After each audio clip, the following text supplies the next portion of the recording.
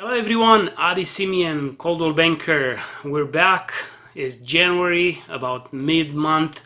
Everybody's back from vacation, New Year's, Christmas, parties, everything. Now we're back to work, and I wanted to say hi and give you a little bit of an update about what's been going on in the market, what to expect in 2019, 2020.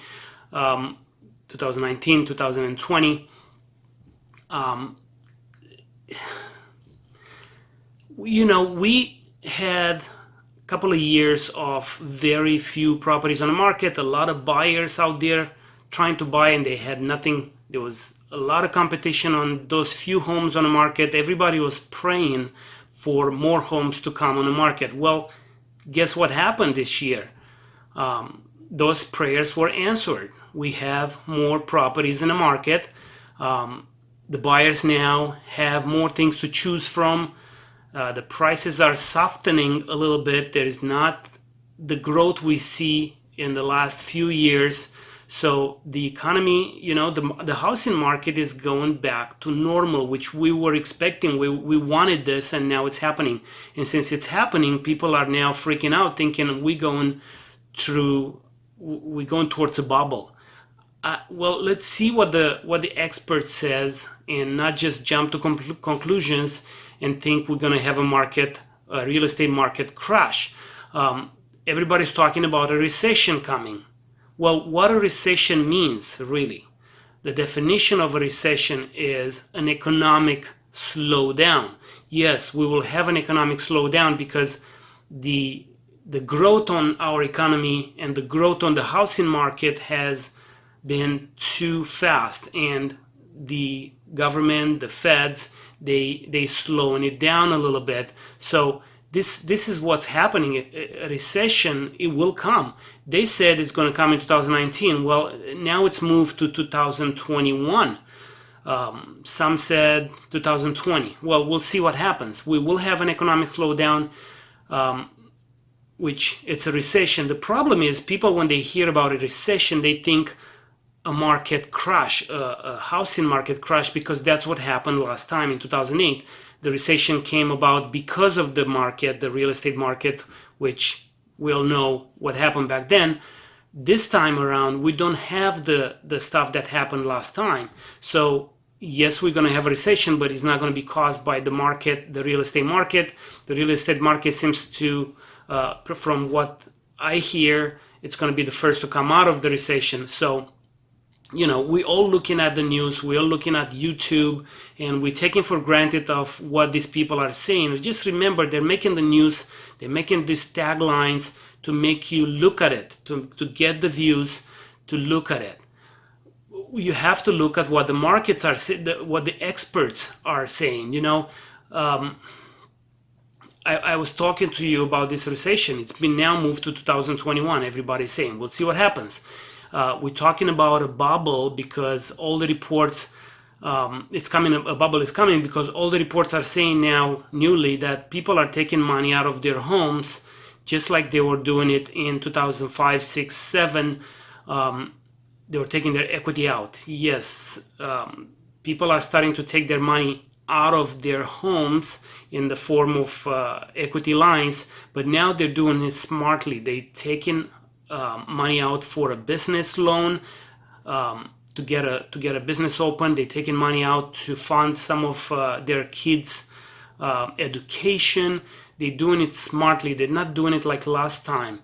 As a matter of fact, right now, reports are saying that 48% of homes have more than 50% equity right now. 48% of all homes that are financed, they have more than 50% equity. So the reports are not really telling you the real story. If you look at some of the numbers, in 2005, 2006, 2007, people took out $824 billion out of their home equity. In 2015, 16, and 17, they only took $174 billion. These are some of the reports that I'm getting. People are not taking their money at the pace they were doing it last time. We're talking about foreclosures. People saying, there are some foreclosures coming we seeing signs of new foreclosures on the market. Well, in 2006 we have 541,000 foreclosures. In 2018 we have only 216,000 foreclosures throughout the country. So that's not what the numbers are saying. Now let's talk about mortgage availability. People are saying, it's again all over 2006, 7, 8. People are getting mortgages a lot easier. Really? Yes, some of the lending guidelines are getting a little bit softened, so people are getting more mortgages. But comparing to 2006, well, the affordability index in 2006 was 869. Right now it's 188. We are still getting mortgages a lot harder than before because banks are now very conservative and are not giving those mortgages as easy. If you don't qualify, if you don't have the money to put down, if you're not a good borrower, you don't have good income, you're not going to get a mortgage. I mean, we have to look at the numbers. And look at the numbers here. In 2006, there were money taken out of their equity, 321 billion. In the first 3 quarters of 2018, only 38 billion. 321 billion compared to 38 billion of money taken out by people to refinance their mortgages, money taken out to do things.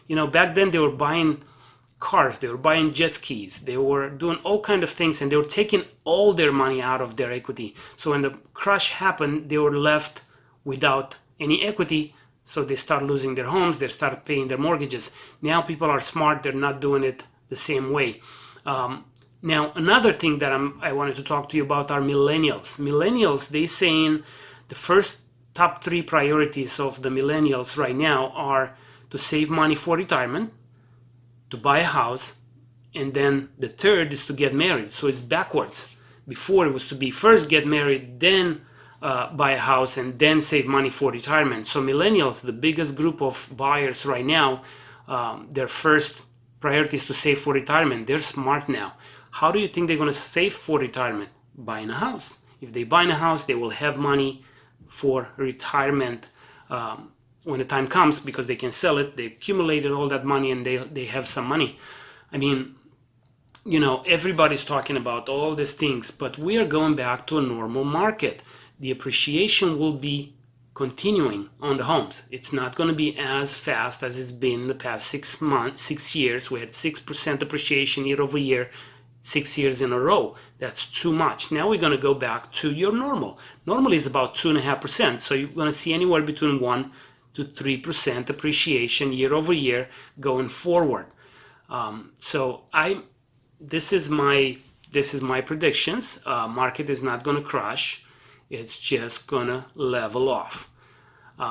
That's all I had to say for today. It's been a longer video, but I haven't seen you guys in a while. I've been in a vacation myself, so now we're back to work. We have to get going. Talk to you all soon. Adi Simion, Coldwell Banker. Thank you. Hey, thanks for watching. If you like what you see, please click the link below and subscribe to my channel. I cannot wait to watch your comments. And if you have a particular subject that you want me to cover, please comment in the section below. Thank you.